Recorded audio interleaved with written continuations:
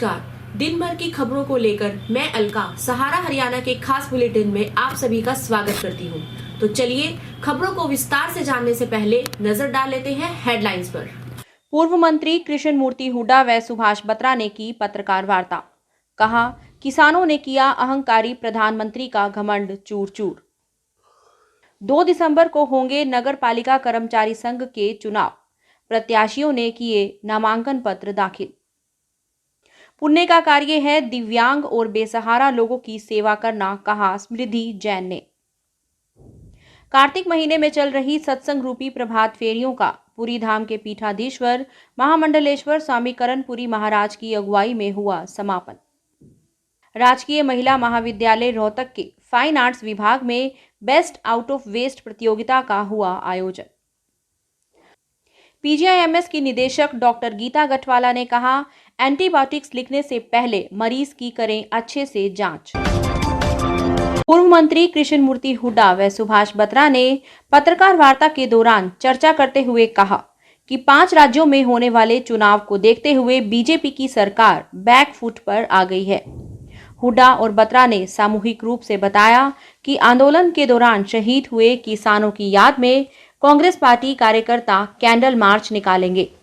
उन्होंने सरकार पर हमला बोलते हुए कहा, महंगाई व भ्रष्टाचार में मुख्यमंत्री तक लिप्त हैं। उन्होंने कहा कि इतनी बड़ी राशि हरियाणा पब्लिक सर्विस कमीशन से मिलने पर भ्रष्टाचार की हाईकोर्ट के सीटिंग से जांच होनी चाहिए। जो कल कृषि कानून पे प्रधानमंत्री ने जो वापस लेने की घोषणा की है, इस संदर्भ में हमने प्रेस कॉन्फ्रेंस की है। किसानों ने अहंकारी प्रधानमंत्री का घमंड चूर चूर कर दिया है। ये पहला मौका है जब 1 साल तक किसान सड़कों पे रहे और 800 के करीब किसान शहीद हो गए। ये उनकी कुर्बानी काम लाई है। प्रधानमंत्री 5 स्टेटों के चुनाव से डरे हुए थे। उनको ऐसा अनुमान है कि उनकी जो खुफिया विभाग है, उन्होंने उनको ये संदेशा दे दिया कि यहाँ आप पार्टी का सफाया होने जा रहा है, खास तौर पे उत्तर प्रदेश में और पंजाब में। तो उससे डरते हुए प्रधानमंत्री ने ये काले कृषि कानून वापस लिए और इनके अपने राज्यपाल सतपाल मलिक, जो कि मिजोरम के राज्यपाल हैं, उन्होंने भी बड़ी खुल के किसानों की मदद की और यहाँ तक कह दिया कि बीजेपी के लोगों को लोकसभा के चुनाव में घुसने भी नहीं देंगे जो किसान हैं। तो एक तो हमने ये मुद्दा लिया है। हम 5 बजे यहाँ से कैंडल मार्च करेंगे कांग्रेस चल और महात्मा गांधी की प्रतिमा तक हम लेके जाएंगे। उनको उन शहीद किसानों को श्रद्धांजलि देंगे जो इस आंदोलन के दौरान मारे गए। एक और बात है कि हरियाणा पब्लिक सर्विस कमीशन के डिप्टी सेक्रेटरी के पास करोड़ों रुपया ये रिश्वत का मिला है। ये सरकार कहती है कि हमारी पर्ची और खर्ची की सरकार नहीं है। ये तो पर्ची खर्ची से भी ऊपर कर दिया। लोगों से करोड़ों रुपया लिया गया और करोड़ों रुपया वो पकड़ा गया। हमें ऐसा अनुमान लगता है कि इसमें सरकारी संरक्षण प्राप्त है जो आदमी पकड़ा गया है। ये जो सरकार की एजेंसी काम कर रही है, ये इस मामले को रफा दफा करने की कोशिश करेंगी। हमारी मांग है कि ये सिटिंग जज से इसकी जांच होनी चाहिए ताकि दूध का दूध और पानी का पानी हो जाए। सरकार इस मामले को रफा दफा करने की कोशिश करेगी और 27-28 बार पेपर लीक हुए इस सरकार में। इस सरकार की जो क्रेडिबिलिटी है वो ख़त्म हो चुकी है। आज किसी नौजवान को ये यकीन नहीं कि इस सरकार में मेरिट पे नौकरियां मिलती होंगी। इनके जो दावे थे वो हवाई होगी। और ये जो 3 कृषि कानून, मैं तो ये कहता हूँ कि 1 साल का वकवा पूरा हो गया और 800 से ज़्यादा किसान अपनी जान गंवा चुके। इसका जिम्मेवार कौन है? ऐसा हठी प्रधानमंत्री मैंने अपनी लाइफ के पूरे कैरियर में नहीं देखा। प्रजातंत्र में, डेमोक्रेसी में संवाद से बातों का हल निकलता है। इनका एक बयान आया था 1 किलोमीटर की दूरी पे मैं ये कहता हूँ वो बयान भी आए 6 महीने हो गए, इन्होंने कोई किसानों से संवाद नहीं किया। लाखों करोड़ों रुपए का नुकसान हो गया। हर सूबे में टोल का भारी जो नुकसान हुआ है उसका जिम्मेवार कौन है? इनकी वजह से आज डीजल, पेट्रोल, आज टमाटर 90 रुपये किलो। ये हैरानी की बात है। आज आसमान छू गया। गरीब आदमी के लिए अपना पेट पालना बड़ा मुश्किल है। और 90 लाख, 1 करोड़ रुपया सिलेक्शन बोर्ड के सेक्रेटरी के पास मिलना, इससे साफ जाहिर है कि नीचे से लेकर ऊपर तक पूरी ब्यूरोक्रेसी, पूरी पॉलिटिकल लीडर्स, इनकी बगैर इन्वॉल्वमेंट के ये काम नहीं हो सकता था। पूरी तरह से उन लोगों को इनका संरक्षण पर मिला हुआ है। और जो ये मुख्यमंत्री कहते हैं ईमानदार ईमानदार ईमानदार, मैं एक बात पूछना चाहता हूँ कि अगर आप कारपोरेशन में जाके देख लो, आप सेल टैक्स के दफ्तर में जाके देख लो, किसी भी ऑफिस में जाके देख लो, भ्रष्टाचार चरम सीमा पर है। आज लोकल इनके एमएलओ के, इनके मंत्रियों के, इनकी हालत जाके देख लो। भ्रष्टाचार में पूरा सिस्टम लिप्त है। और मैं तो ये कहता हूँ कि इसके अंदर 100% मुख्यमंत्री से लेकर पूरे ब्यूरोक्रेसी का हाथ है। और ये भी भ्रष्ट है। ये भ्रष्टाचार से अछूते नहीं रह सकते। नगर पालिका कर्मचारी संघ संबंधित सर्व कर्मचारी संघ हरियाणा के चुनाव 2 दिसंबर को होंगे, जिसे लेकर 19 नवंबर को नामांकन प्रक्रिया पूरी करते हुए चुनाव चिन्ह वितरित किए गए। इस बारे में जानकारी देते हुए चुनाव अधिकारी शिवचरण, सुखदेव सिंह व जयप्रकाश ने बताया कि रोहतक इकाई में प्रधान पद के लिए संजय बिटलान व अनिल कुमार ने अपना नामांकन जमा करवाया है। उन्होंने बताया कि चुनाव आगामी 2 दिसंबर को नगर निगम कार्यालय में सुबह 8 बजे से 4 बजे तक होंगे और उसी दिन में गिनती करके भी चुनाव का परिणाम घोषित कर दिया जाएगा। नामांकन पत्र दाखिल करने के बाद प्रधान पद के प्रत्याशी अनिल कुमार ने कहा कि वे कर्मचारियों की जायज मांगों को पूरा करवाने के लिए हमेशा तत्पर रहते हैं और अगर उन्हें इस चुनाव में विजयी घोषित करवाया गया तो वे कर्मचारियों के हकों की लड़ाई पूरी शिद्दत से लड़ेंगे। मैं अनिल कुमार पारचा, पूर्व प्रधान नगर पालिका कर्मचारी संघ हरियाणा जिला रोहतक इकाई। आज जो हमारे चुनाव आ रहे हैं कर्मचारियों के, ये 2 दिसंबर के हैं और इसमें हमारे को रेल का इंजन का निशान मिला है और हमने अपने कर्मचारियों में जो हमारे समाज ने हमारे को जोरदार समर्थन दिया है और भारी बहुमत से जिताने का आश्वासन दिया है। मैं अपने कर्मचारियों का बहुत बहुत धन्यवाद करता हूं और अपने समाज सेवी, जो वरिष्ठ समाज सेवी जो हमारे साथ लग रहे हैं, समाज के साथ हमारे से कंधा लगा के चल रहे हैं, मैं इनका भी धन्यवाद करता हूं। और मेरे कर्मचारी साथियों ने भी मुझे पूरे बहुमत से जिताने की आश्वासन दिया है और मैं भी अपने कर्मचारियों को ये विश्वास दिलाता हूं कि जो इनकी जितनी भी पेंडिंग मांगे हैं, जो अब इनके अधूरे काम है, समान काम समान वेतन है, उसके आते ही हम इसको लागू कराएंगे।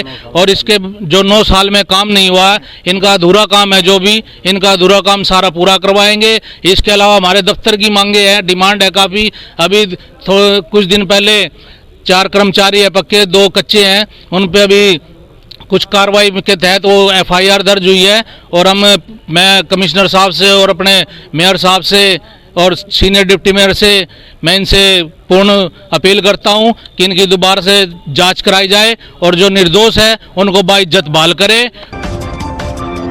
कलयुग के इस दौर में दिव्यांग और बेसहारा लोगों की जो सेवा करता है वह पुण्य का भागी होता है।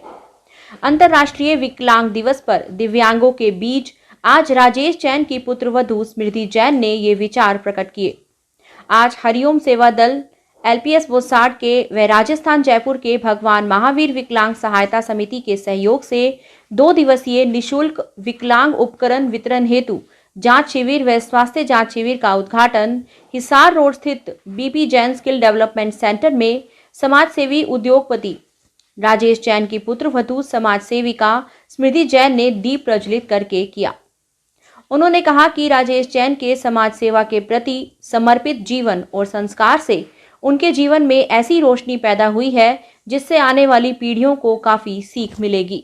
ज़रूरत है तो उनका चेकअप हो रहा है, किसी को चश्मे की ज़रूरत है, किसी को उसकी दवाइयों की ज़रूरत है, तो सारा आँख का चेकअप होना है। तो ये सब कैंप हमारी जो मोबाइल बस है उसमें वो लगाया जा रहा है। और जयपुर से टीम आई हुई है जो लिम का साइज़ लेके, और उस दिन आपको 3 तारीख को दिया जाएगा।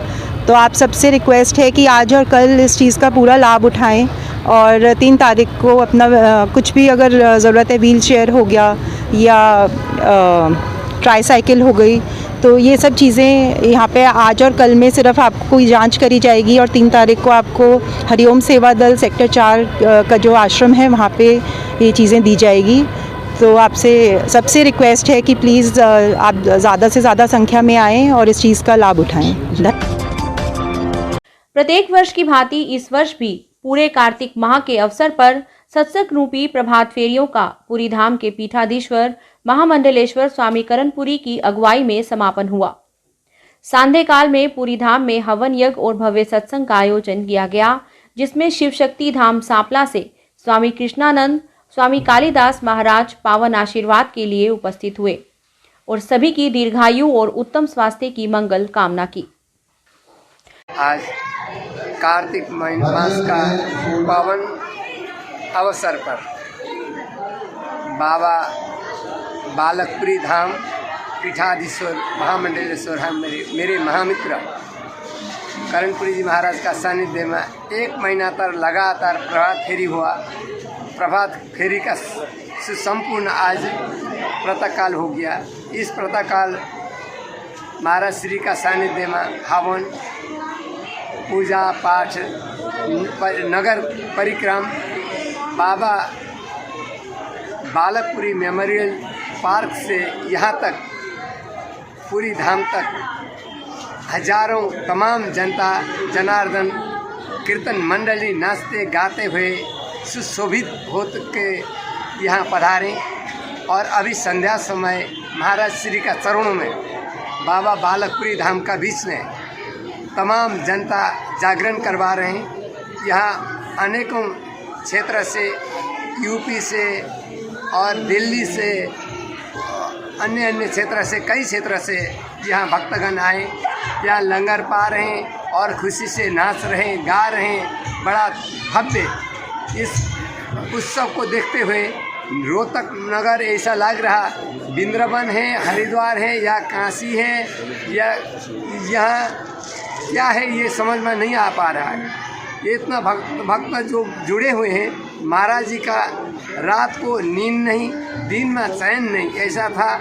ऐसा करते हुए उन्होंने आशीर्वाद, बहुत बड़ा आशीर्वाद प्राप्त किया। धन्य है महाराज जी, ऐसा काम आप करते रहें।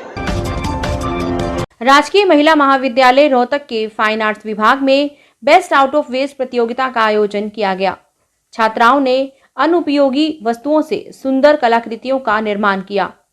प्राचार्य डॉक्टर पूनम भनवाला ने छात्राओं और फाइन विभाग की तारीफ करते हुए कहा कि फाइन आर्ट्स विभाग महाविद्यालय की शान है। प्रतियोगिताओं के परिणाम के बारे में जानकारी देते हुए बलजीत सिंह ने बताया कि इस प्रतियोगिता में बीए प्रथम वर्ष की छात्रा इकरा ने पहला स्थान प्राप्त किया, बीए द्वितीय वर्ष की छात्रा डिम्पल ने दूसरा और बीए तृतीय वर्ष की छात्रा मोनिका ने तीसरा स्थान प्राप्त किया है और कंसोलेशन प्राइज बीकॉम 1 की छात्रा सिमरन को मिला है। पीजीआईएमएस की निदेशक डॉक्टर गीता गठवाला ने कहा कि हमें हमेशा एंटीबायोटिक्स लिखने से पहले मरीज की अच्छे से जांच कर लेनी चाहिए, क्योंकि वायरल इन्फेक्शन में एंटीबायोटिक्स नहीं देने चाहिए। बच्चे बहुत ही मासूम होते हैं और उन्हें कभी भी बिना वजह के एंटीबायोटिक्स नहीं देने चाहिए और हमेशा एक अच्छे चिकित्सक की सलाह पर ही बच्चे को दवाई देनी चाहिए। झोला चाप चिकित्सक की सलाह पर कभी भी एंटीबायोटिक्स नहीं खानी चाहिए। वे शनिवार को लेक्चर थिएटर में आयोजित एंटी माइक्रोबियल जागरूकता सप्ताह 2021 के कार्यक्रम में मुख्य अतिथि के तौर पर उपस्थित थी। निदेशक डॉक्टर गीता गठवाला ने कहा कि जब चिकित्सक को जांच में पता चले कि इन्फेक्शन है तभी एंटीबायोटिक्स देने चाहिए। We were talking about the right use of antibiotics. So the right use, I think first and foremost, we must use antibiotics only where they are indicated. Yes, It should not be a viral infection if you are treating with antibiotics. No, it should not be a situation where a patient just thinks he has something, goes to the chemist, buys something, buys an antibiotic and starts eating it. No, it's wrong. It's just not done. We are actually promoting antimicrobial resistance, and the patient is getting all the side effects of the antibiotic. Also, he is spending money, all wasted. Yes. I think the second important thing about right use is that if you need to use antimicrobials for a particular infection, then you have to choose an antibiotic which has the narrowest spectrum and will work for that particular bacteria. Yes? So if you're all reading pharmacology, then you have to learn which antibiotics, which type to use. And you have to also apply your mind to, if there is an infection which can be handled by an antibiotic with a narrower spectrum, then that is the antibiotic that we are going to choose. आज के लिए इतना ही। फिर मुलाकात होगी हमारे अगले episode में। तब तक के लिए शुभ रात्रि, शब खैर, नमस्कार।